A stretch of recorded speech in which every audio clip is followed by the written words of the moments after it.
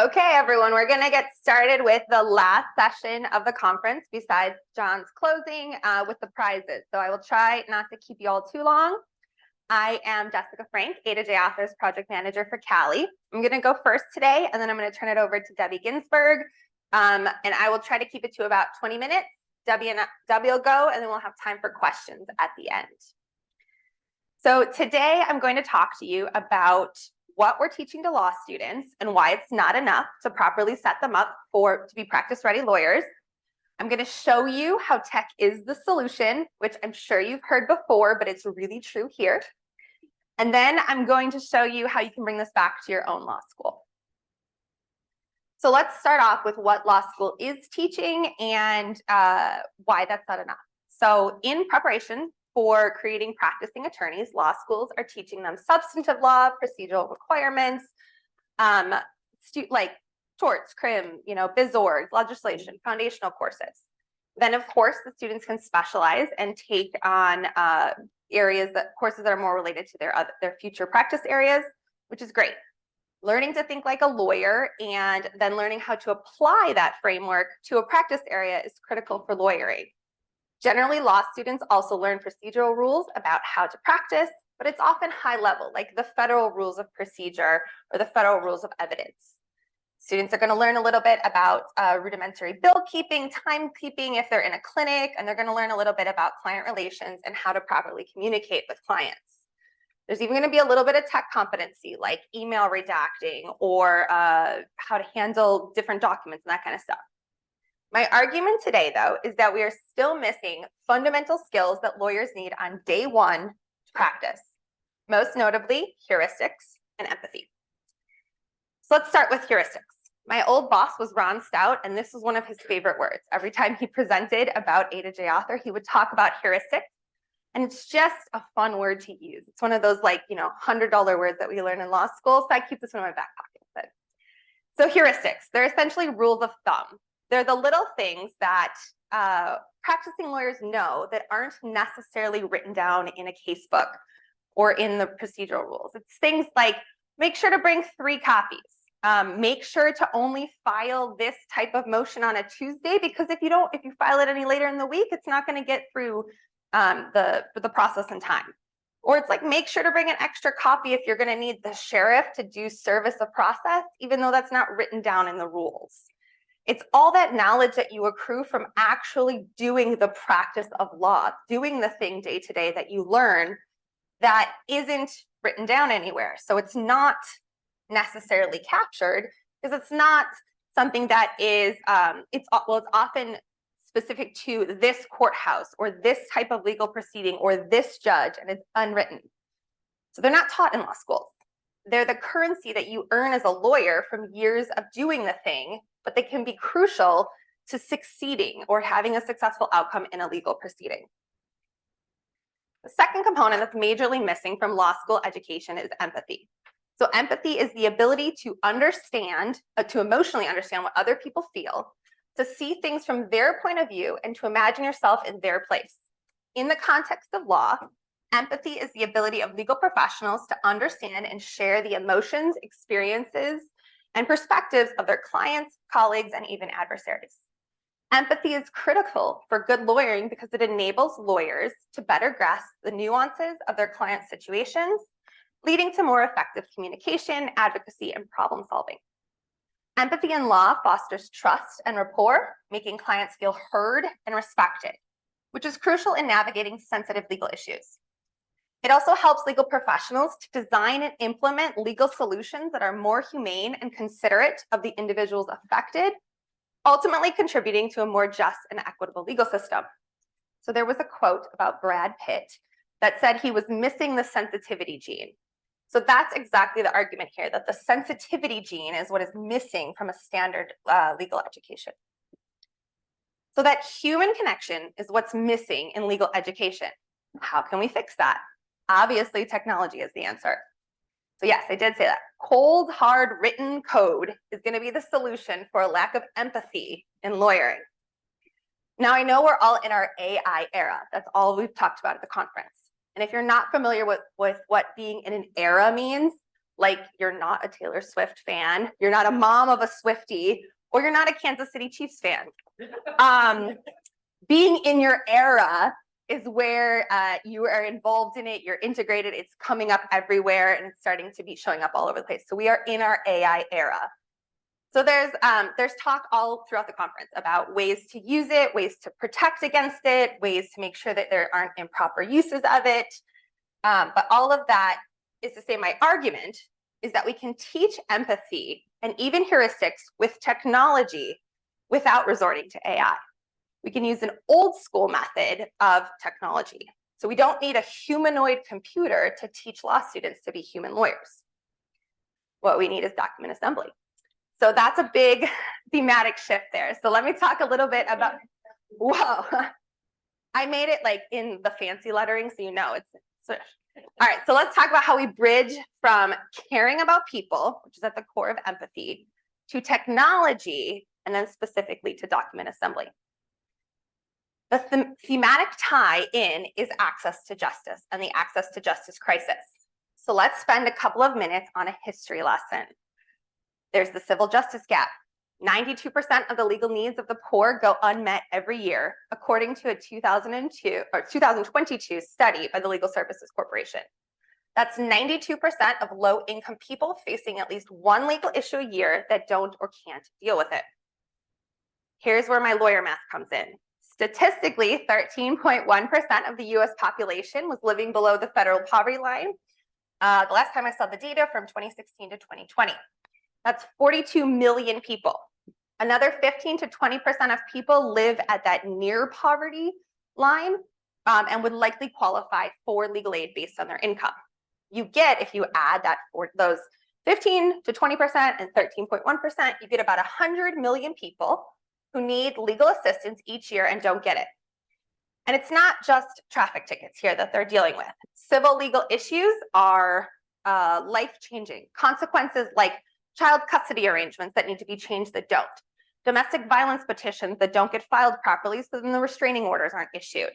It is credit card and medical debt that results in default judgments and docked paychecks. It's foreclosures and evictions where the landlord or the loan holder doesn't follow the proper legal procedures, but people don't have the representation they need and they are kicked out of their homes. These civil issues are often just about the worst situation that anyone is going to find themselves in. So now let's talk about why they aren't getting the legal help that they need. So even if people identify their problem as a legal one, which is an if, and even if they make it to a legal aid organization, and even if they are poor enough to qualify for legal aid, which is generally for a family of four, like $18,000 to $20,000 a year. Those big ifs, 50% of the time, they're turned away because there aren't enough attorneys to help in legal aid. And oftentimes it's much worse.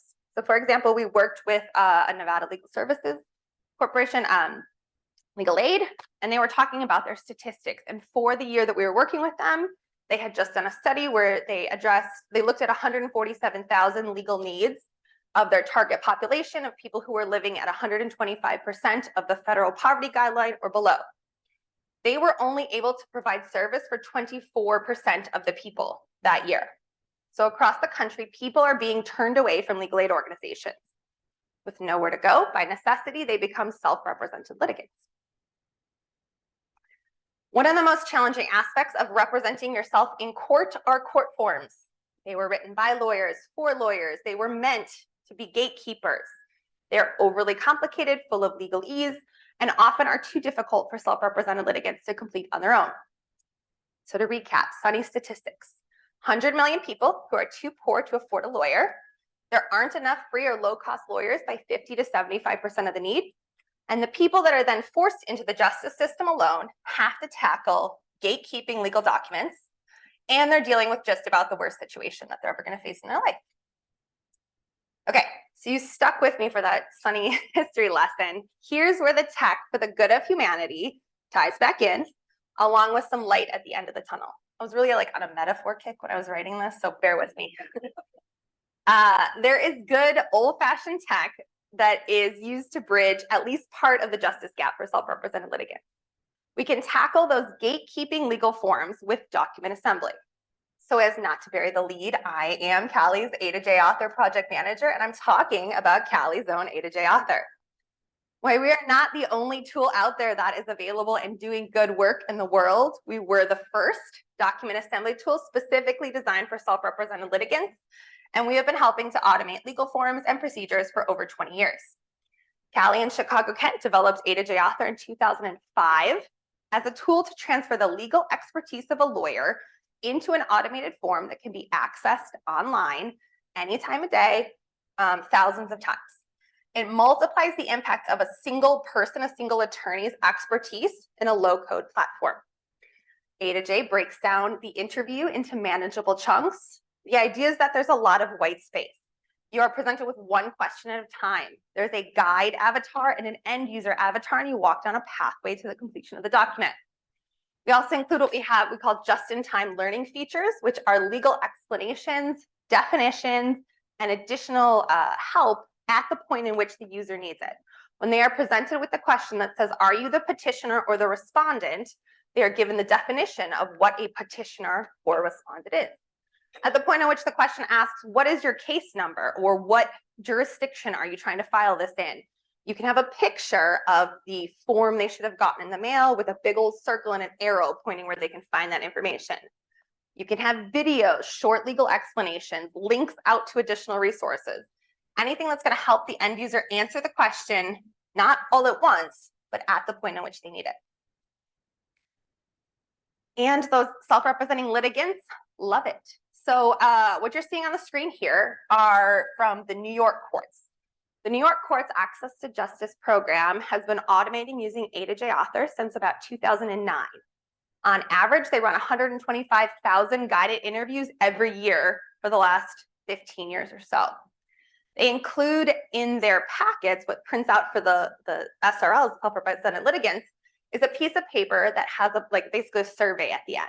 And at the very bottom, it says anything else you want to tell us. And it's an open text box where people handwrite comments.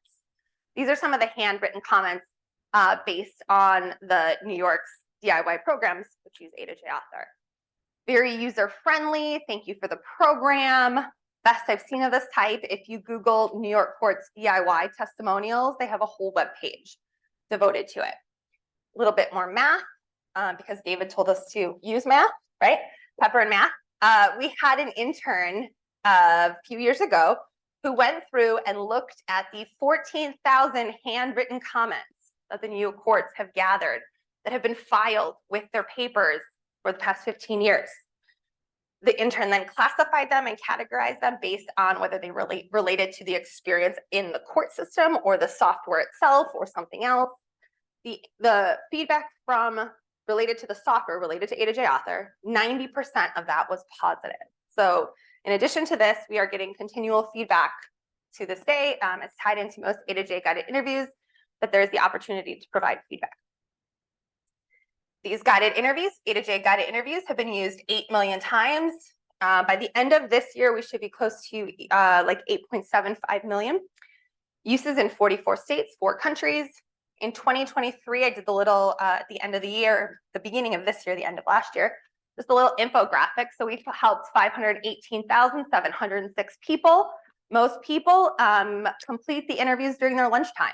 12 to 1 o'clock, adjusted for local time, is the most common time people are filling out forms.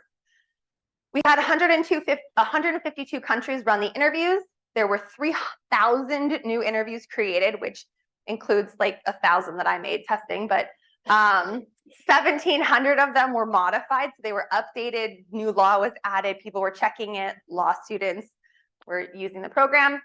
That just-in-time learning feature that I talked about, those pop-up definitions or the videos of the graphic, 187,000 pop-ups were clicked on, 205,000 learn mores were clicked. So that's like additional multimedia content. And people use the save and exit and come back feature 53,000 times. The final interview of the year was run New Year's Eve at 11:55 p.m.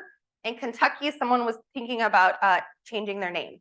So there were some, decisions made at midnight at New Year's Eve that they were testing.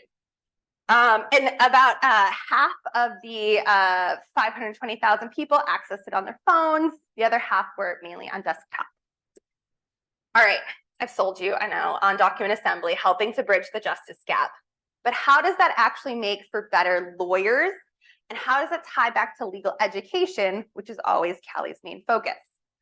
Because CALI is a consortium of law schools, all of our projects need to tie back to legal education, and A to J Author is no different. There has been a course using A to J Author in law schools for the past 15 years. You don't believe me, I also have old pictures to show you as well, like any good CALI staff. So here is a picture from 2010. This was from my old office in Chicago, Kent, in a tiny little room that was inside of a room. There were no windows. It was fun. The first A to J Author course was taught at Chicago, Kent with Professor Ron Stout. These are his students working on the Flash-based version of A to J Author. Most of these courses that are taught have a requirement for the students to get out and interact with their potential end users. So this can be done in a variety of ways. In Chicago, at Chicago Kent, when I helped teach this course, we required our students to do 20 hours of field work. That field work was often either sitting in court where you were likely to find a lot of self-represented litigants, so landlord-tenant court, debt collection, that kind of thing, where you were going to experience what it was like as a self-represented litigant and see how the justice system was handling them.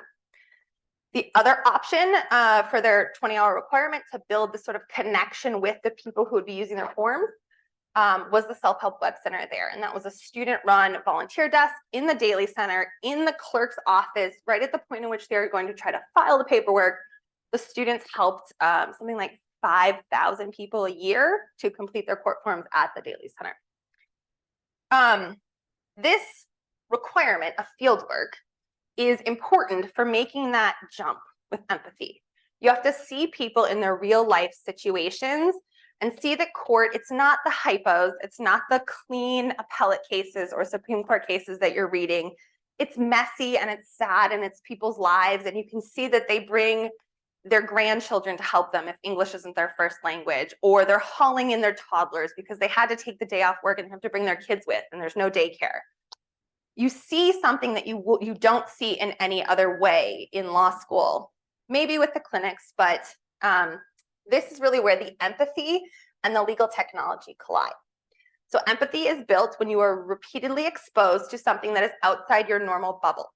When you can move beyond feeling sympathy and feeling sorry for someone to actually understanding what they're going through, that's when you've built that soft skill that's going to make you a great lawyer.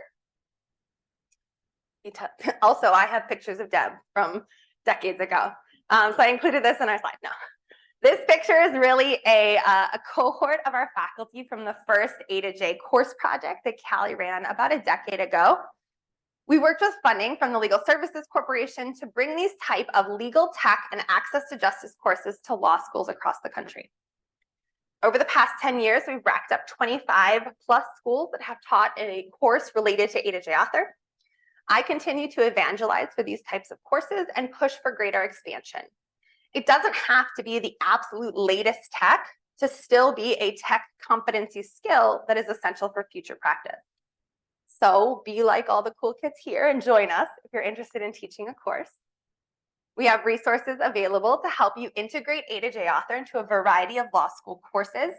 We've had everything from semester-long projects where it's 4 credits, the students are really deep in it, they're working with legal aid organizations or the courts, to one-class lectures where John or Tobias and I come in and we talk to your class about the things that we have done related to A to J Author. What's showing here on the screen is the first half of a training revamp that I've done, trying to automate myself out of the process of training people how to use A to J Author. So I made a bunch of new videos that are broken down into 3 to 5 minute chunks generally, except for a couple that, you know, you got to go deep in the weeds sometimes. I've created applied workflows. So those are short little exercises that you can do when you're learning the software. It takes you about 5 minutes to do a little tiny X. We also have sample exercises, which are longer, and they'll take you up to an hour to really get deep into a specific thing. And there's fun exercises. So some of the other sessions have talked about like the fun things you're going to do tomorrow. You can do a word search related to document assembly and A to J Author. If you go check out our training course.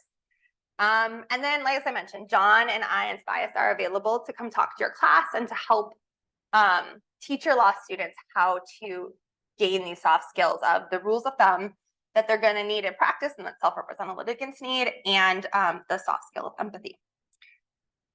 Okay, so to learn more, you can email me, jessica@cali.org. You can go to our website, a2jauthor.org. And the new training course is under the Learn tab. All of our resources are available for free and open. We just have you sign up for an account for A2J Author. And you can also check out our YouTube, which is youtube.com/A2JAuthor. So we're saving questions for the end. So I will turn this over to Debbie. Thank you.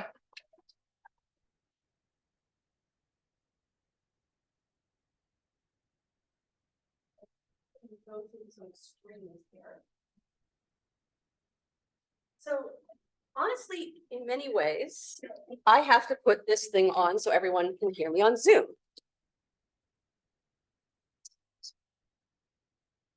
This work, yes. Yeah, you're on. You can hear me now, like you couldn't hear me before. So it's gonna be a little bit opposite. Today we're just talking about a tool that I like to use for my own work. If you think that your students want to know about it, or your faculty want to know about it, or anybody wants to know about this tool, it's a great universal tool. But I'm mostly gonna be talking about it from my point of view. So you should be able to see exploring exploratory. So I love pivot tables. I learned about pivot tables many, many years ago. And for those of you, I think most of you know what it is, but if you don't, I will do an explanation of pivot tables. And one of the reasons I have to track many, many stats, I meant to make those bigger. So I'm tracking reference stats, I'm tracking document delivery stats, I'm tracking what's going on in Scholastica, or anything that has any kind of, anything that can go into a spreadsheet, I want to track somehow. We have AskLib, and we've used the AskLib ticket system. Does anyone here use that system for libraries? Okay. So it's the way it works, and I'll talk to you about it, is we have anything that someone asks us goes into a ticket, and then when the ticket is done, it produces a stat in another database. So lots of things for me to work with. And for a long time, of course, I used Excel to do this work, but I guess one day I found Excel really frustrating. It's clicky in order to get where I want to. It doesn't always have the level of control that I want. Sometimes I'm looking for options and I can't find them. So now I've got to go down some hole in Google to figure it out. There's certain ways I want to share information, and just for Excel doesn't always work for me, or even Sheets the way I want. And sometimes I'm looking to combine two spreadsheets into one. And there are ways to Excel, but it's not my favorite thing to do. So I'm like, there's got to be a better way. And the better way I found is something called Exploratory, which you can find Exploratory.io. It's a program that was produced, I think, first in Japan, and now it's available everywhere. And the idea is they want people to have a much more easy to use system for looking at statistical information. And I can't remember where I found this. It was a newsletter, or if just one day I was frustrated and said, there has to be something other than Excel. But since I found this, I've been using it almost daily. So Exploratory.io is a desktop app. So it's not, you have to download it, and you can get it on Mac, Windows, Linux. You can create charts, you can analyze data. There's a dashboard feature I'll show you, which makes it easy to share information. I find when I want to create ways to show data, it's fairly intuitive, which is something I like about it.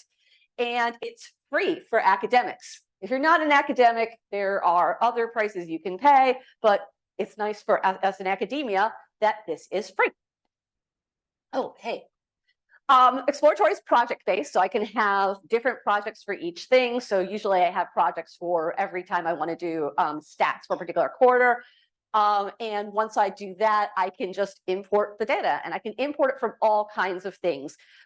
Usually I'm importing from Excel or CSV, but I have options for doing R if I happen to be working in R, which I don't, or other kinds of files as well, JSON included. And once I import, I get a nice little summary of what's there. Like, okay, that's my data. And then I get a bunch of options that I can use to start working with the data. So, it gives me everything from changing names to starting to do analytics right away. And what I really like about it is it gives me control over each of those actions. So let's say the first thing I want to do is I want to change the ID column to tickets, because no one knows what ID is, but they do know what tickets is. And I make that change. But let's say later I decide that change was not good. I have step 1, the original data, step 2, the change, and I can say, don't run that step, erase that step. I have control over how I have processed my data step by step throughout this whole thing.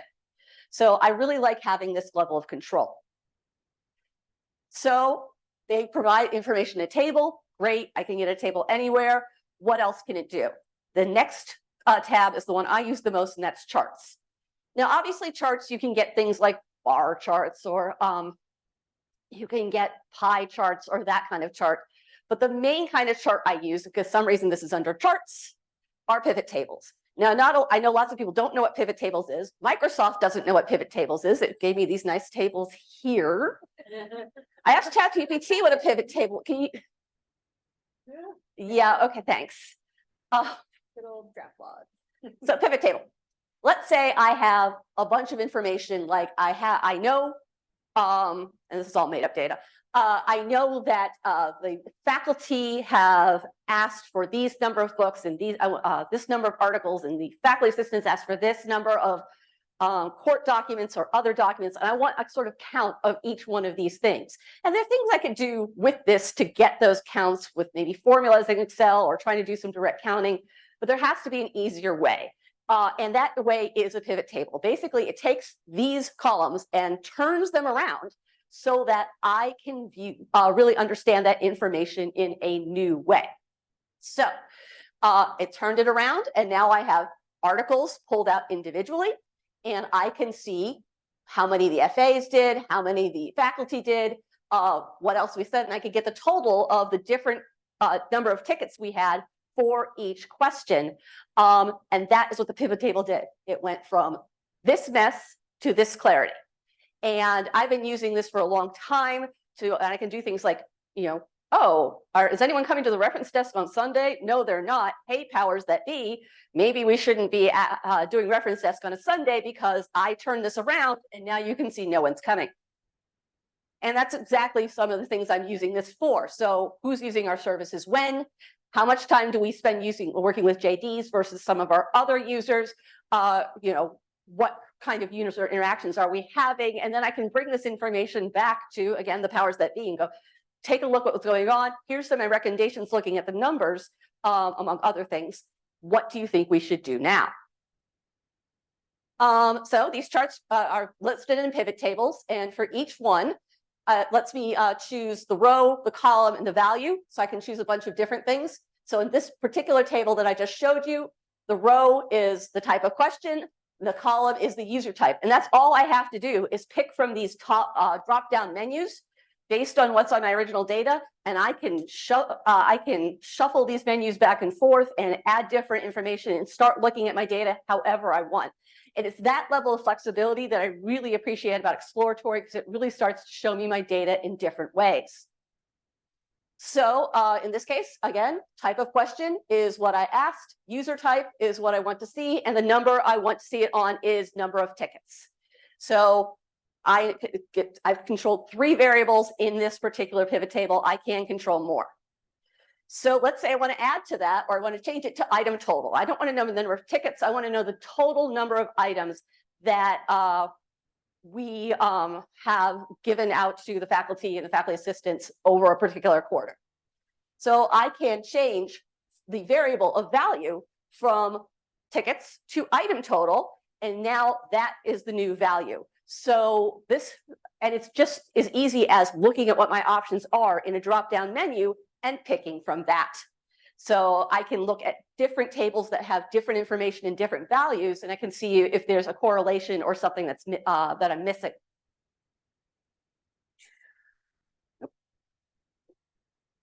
So I can also count all kinds of things. What months are most busy? What days of week are we most busy getting those questions? What kind of unique counts, like how many of a particular type of person is there?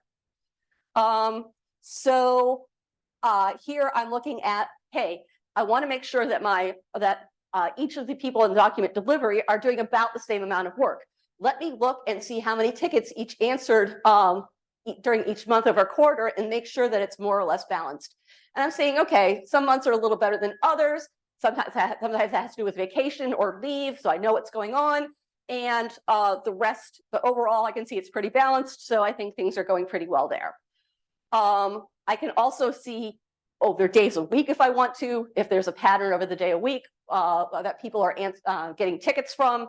This isn't the best example because we're not answering tickets on a Sunday, but it shows that one of the things I can pick is day of week. And I can even pick the hour of day. That's what hour does. So if I want to see how many tickets we get at different times of the day, I can look at that too. Or I can use different numbers, different data to look at when people are doing the work. So the other thing I can do is count. So we use these faculty tags in our ticket system to tag when a faculty member asks a question, oh, this is for Professor so-and-so, and it's tagged. So when we go back later, we know how much work we did for each faculty. So in this case, oh, Primrose, we had 45 tickets from Primrose. They asked a lot of questions. But what I don't know, there's probably another way to get this, but this is the easiest way I found, is how many unique faculty came to us that quarter. So by counting the tags as unique, I know that we did 109 faculty that quarter. So now I can tell people, that's a question I get a lot. How many faculty did you help? 109. Got it right here. You can see the list. The big problem we have is two spreadsheets. Has anyone ever needed two spreadsheets to sort of talk to one another? What do you use to do that? What? I didn't hear you.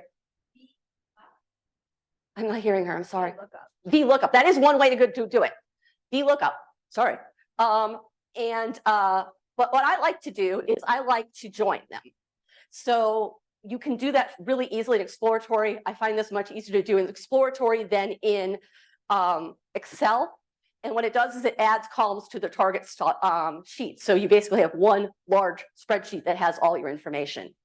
And it's very easy to do this in exploratory. So here I've got my table of tickets. No, wait, that's my table of stats. And that's my stats from a given quarter.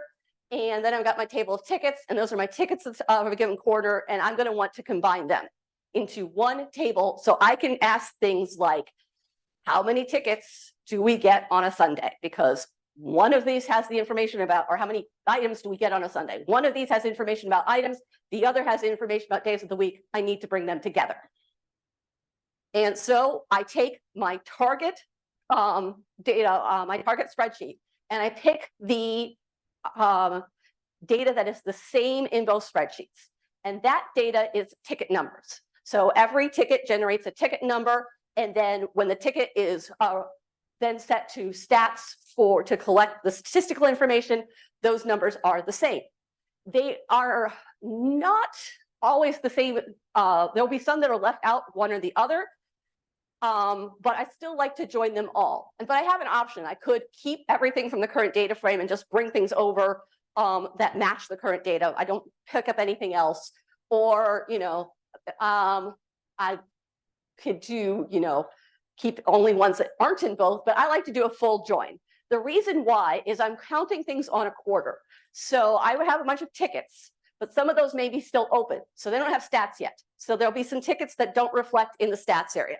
Meanwhile, over in the stats area, there may be tickets that were opened before the beginning of the quarter, so they aren't going to be reflecting the stats. So by a full join, I can get all of those and get the big picture of what happened that quarter. So I do the join, tickets matches tickets. That's where you're going to find the same information. Exploratory says, great, I'm going to bring all this together. Tickets is going to be the basis, the number one thing I'm going to look at as far as I can. And that's how we're going to bring everything together. So now I can do things like, all right, for this faculty, not just how many tickets are we doing for the faculty, but how many items did we get for the faculty and what is their average read score? Because we want to know, are they asking very simple questions or are they asking very difficult questions?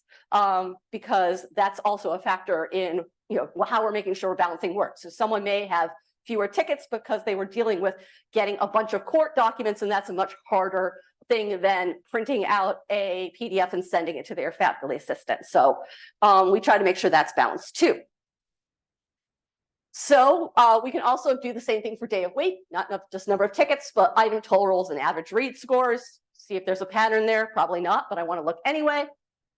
And I can also add rows for more information. So in this case, we have the faculty, we have their tickets, we have their items, we have their read score. But I want to know what kinds of things they asked for.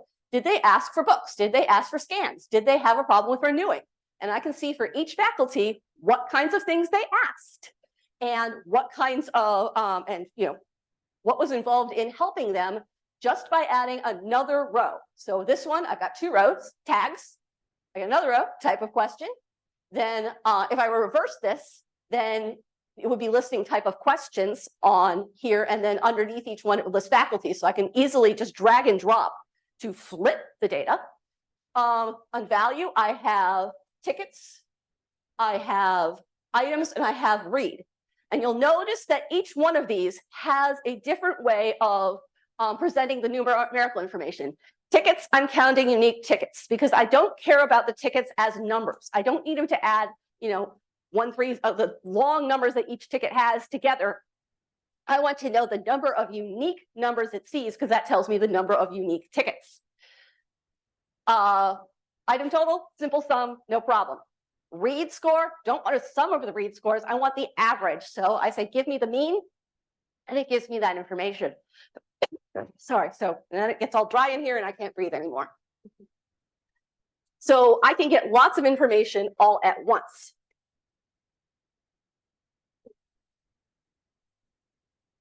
Moving on. This is the page I was going to have if anyone was using SpringShare and didn't know how to, a good way to get numbers. If you ever do use SpringShare to collect data, one of the things it does is only lets you collect data for your stats with drop downs. So we had to do drop down 100s, drop down 10s, drop down 1s in order to create a count. And then I have to clean up the data in Excel, which I have to do anyway before I go and import it into Exploratory. The other thing that this can provide is nice reports. And I can include on the reports charts or text or numbers. So a typical report, and there's a whole report feature that lets you drag and drop all the reports. Might look like this. So I've got, 3 nice charts on the top and then, a pie chart there. And there's a number which should say number of tickets. I forgot it says chart 2. And so I can present that as, to someone as here's what we've been doing. And if I make changes in any aspect of the charts, including any numbers that might get updated, I can get this chart to, or this report to update. So it always has the most up-to-date information. Once I have this report, I can publish it to the cloud. I can make it public or private. The one thing I always forget is to turn on the URL share. So I'm like, look at this great data. And they're like, where is it? Oh, I forgot to turn on the URL share. It's right here. And then so they can see, I can share it with the people I want, and only the people I want can see it. And it's online for them to take a look at. There is a whole bit of Exploratory I'm not talking about because it's not something I'm normally dealing with because there's still stuff I'm learning about, and that is analytics. So, but if you are into analytics, and again, this is about the pivot tables and not so much about analytics, there's lots of options. So here I'm trying to correlate faculty tags with read scales and item totals. I'm not sure what I'm learning here. I'm sure it's important. Or I'm trying to look at something over time here. Number of rows over time by owner. I don't know. I'm still trying to figure out if this has great information. Because I'm usually looking for different kinds of questions than I would use for these analytical tools. So again, one of the things I talk about a lot is making sure work is balanced. So I have at times said, like, wait a minute, I'm seeing an imbalance of this work here. What's going on? It's never the case that someone is working too little. It's always someone maybe looking too much. So we're like, wait a minute, something got out of whack here. Let's just make sure, I now know why you're stressed. These numbers are way too high. let's make sure it's balanced among everybody else, and I can prove it to everybody that's going on, that like why I'm making this change, because the numbers say so. Do we have adequate staffing? So when we had a employee go out on parental leave, one of the things that helped us get someone to help replace it was being able to present certain kinds of statistics that said, without this, these numbers are going to be affected. We're going to have to really shift. We can't provide all the services we normally do. And likely the powers that be said, yes, you can have a temporary person. And that was great. We are also curious who uses our services and how do they use them, and who isn't using our services and why. So we recently did a survey of people who aren't using our services, and we identified who they were using the information exploratory. We'll look for usage changes over time. Are more people actually starting to come in on walk-ins? Has that become more popular over time, or is it still low? Is it higher at some times of the semester, at other times of the semester? When we're trying, because everyone, for staffing an actual physical presence of reference people in the building, that's something where people always struggle with. So being able to have stats that tell us what we need to worry about and what we don't can be helpful. Pros, and all these icons were come up by Microsoft, and I forgot to change them. 1, it's free. Yay, free. We like free. 2, I think for the most part, it's generally intuitive. A couple things are not. I'll explain that in a minute. I like programs that do frequent updates and add new things and fix things. So this year we've had version 9, and now we're on version 10, and there's new ways to do charts and new ways to do notes, and like, oh, this is all great. I like this. You can get a lot of help. So there was a particular thing that was bugging me, and I'm like, I can't figure out how to do this. There's got to be a way to get this done. And I wrote to the nice people, and I heard from them within a few hours, and they said, like, here's how you do it. I was like, no, this is not what I'm asking. I'm asking about this other thing right away. This is the answer you're looking for. It was exactly what I wanted. No problems. And the other thing, there's so many options. So I spent, the last 20 or so minutes telling you all about pivot tables and what I could do with them and how wonderful they were. But you probably saw there's so much more this can do. And it's basically a matter of pulling down menus and clicking and see what happens. And with just looking at the overall user interface, being able to sort of play with data that way, I find it, again, a lot more intuitive than Excel. Cons. There are times when it's not intuitive. The thing I was having problems with was renaming the columns at the tops of charts. So I had one column that had item totals and one column that had average of item totals, and the two had the same name, and that was confusing everybody. And I couldn't figure out where to change it. It turned out it was in some sub-menu called formatting. Like, I would have looked in formatting to change a name for something, but okay. It is a small company, and just some people running it. If it goes away, I don't have access to my nice exploratory software anymore, and I have to go back to Excel. And it has limited text analysis, at least for now. It does do some, but not a lot. And that's what I'm mostly interested in. So, thing is, of course, exploratory is just one tool of a lot of tools that can be used.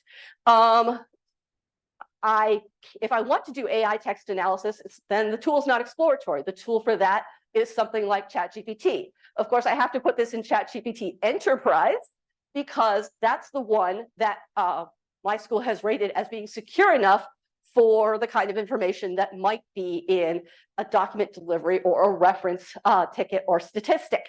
So I can put it there and start to ask questions. My attempts so far haven't been great, but everything's always improving, so I'm hoping to get some more information. Things like, how often do people use ProQuest?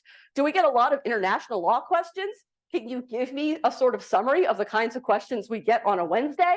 That would be the kind of things I would like to ask the nice ChatGPT people. This is also, of course, not the only way I need to get information for figuring out what services we need and what services we should be keeping, getting rid of, or adding. So one of the things we try to use is surveys. So like I mentioned, I just surveyed a bunch of non-users. It was kind of interesting what they liked to use in the library, what they didn't like, what their experience was, some positive, some negative, but that was a lot of information. We also sometimes use focus groups, particularly with students, to find out what they're thinking, because the data can only tell us so much. It is only just part of what we are looking at. So again, exploratory, fun, I use it every day, but it's not, the answer only provides part of the information I need to make decisions, to make recommendations, and for us to function as a library. But it is one fun part of my day when I get to make pivot tables and then share them with everybody. Everyone goes, ooh, I didn't know that was our number. If you want to talk to me about more about exploratory or pivot tables, I'm available for questions, but I'm hoping you'll download and have some fun with pivot tables.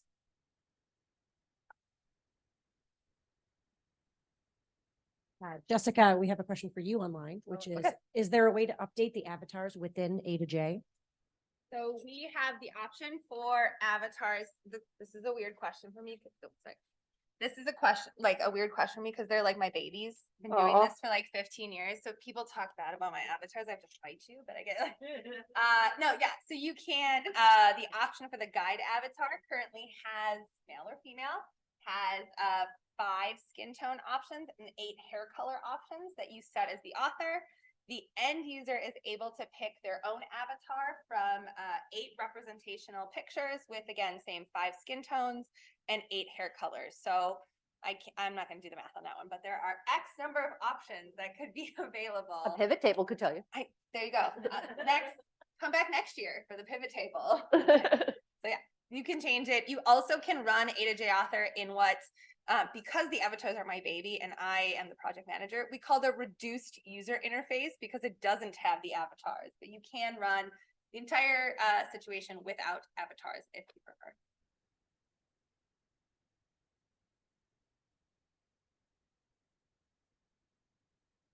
This is for Debbie. So there have been a lot of tools out there that started off as free for academics, and then next thing you know, it's $5 a month and $10 a month. So why is exploratory IO free for academics, and do we have any idea of whether it'll stay that way for the next year, 2 years, etc.? All right, well, I've been using it 2-3 years now, and it's been free. And I think it's part of their mission to remain free. One of the ideas they want to do is what they say on that front page: democratize data. So they want to make interfaces that academics can use to present and share data with other people, and they want to make this as simple as possible. It's part of their mission. They could get bought out, and then it's not their mission anymore. Like I said, so that's got that small company problem. But as far as it's working right now, their goal is to remain free and continue to academics, because that is one of the main focuses of what they're trying to achieve. Sorry, Airtable made me bitter. Yeah, okay. Airtable. We have a lot of these. Noun project. I have another question. For Unsplash is still free. Hello. Except for the parts that aren't. So you touched briefly on data privacy, Debbie, but not with regard to exploratory itself.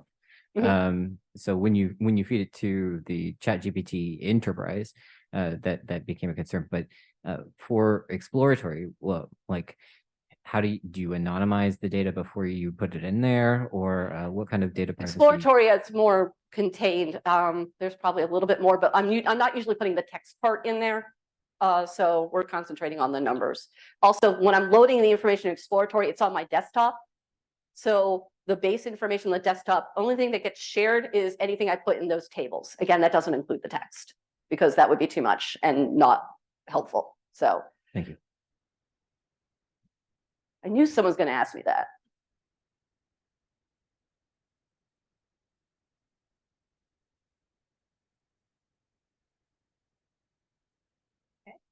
Any final? Who loves pivot tables? Who loves A to J? Woo!